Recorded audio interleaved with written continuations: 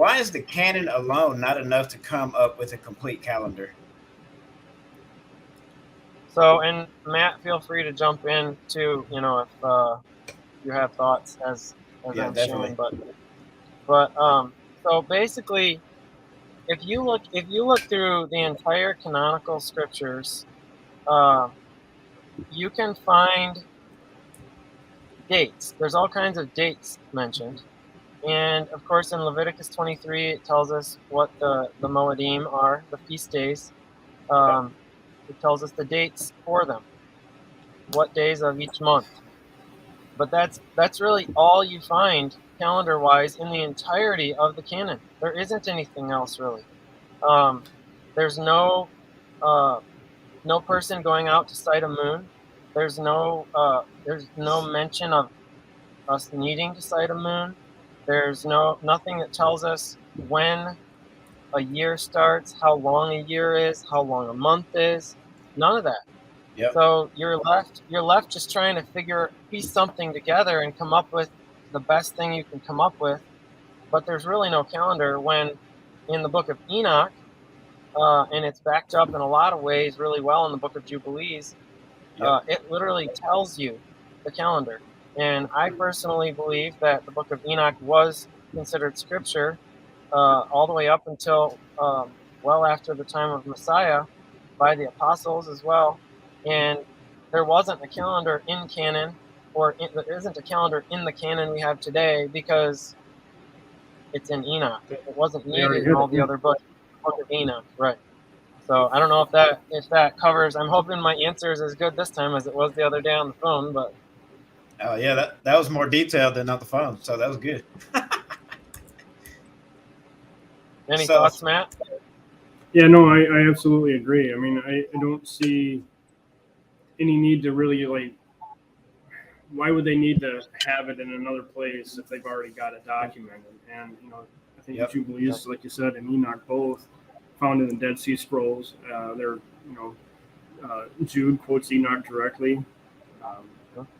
I definitely think that they were at least circulated among those that were studying religious texts at the time, and they knew it. Right. Especially the Ethiopians, because it was in their canon. Sure. Yep. And I think there's reasons why it was left out of the canon.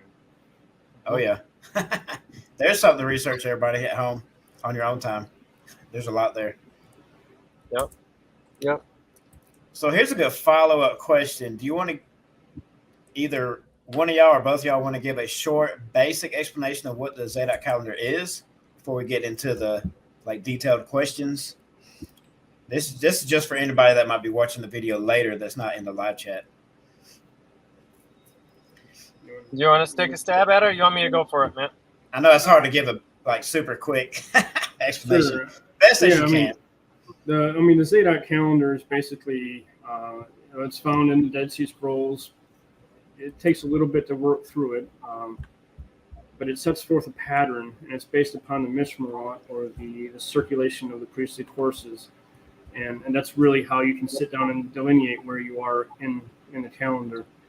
Understanding those priestly courses, that comes from First Chronicles 24, when Zadok, the high priest, and David divided up the Levites, or the sons of Aaron, into courses. We later see that in Luke 1 with Zechariah.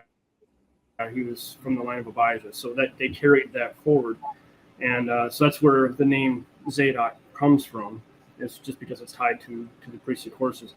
But the same pattern, again, is found in Enoch, Jubilees, and the Dead Sea Scrolls. We just get a lot more information out of the scrolls than we do the other two books.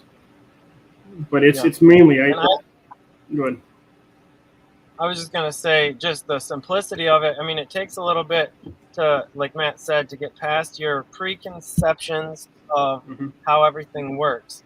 Yep. So that can be confusing, and that's the real problem. But the calendar itself is simple. It's easy. It's super simple. It's 12 30-day months with a season-changing day between each of the months. That's all it is. It's not complicated. It's super easy. And then you just plug Leviticus 23 into it, and you have your calendar. It's super simple.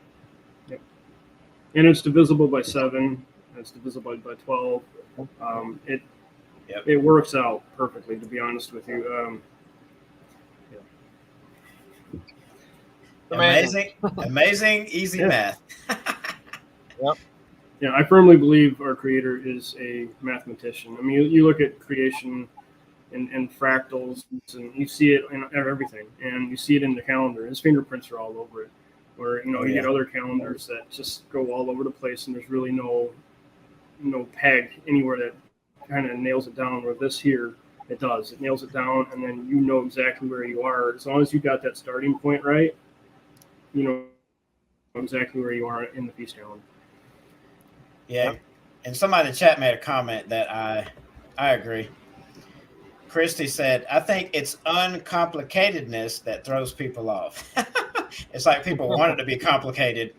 It can't be a real calendar, it's not complicated. So I agree with the sister that said that. So It's true.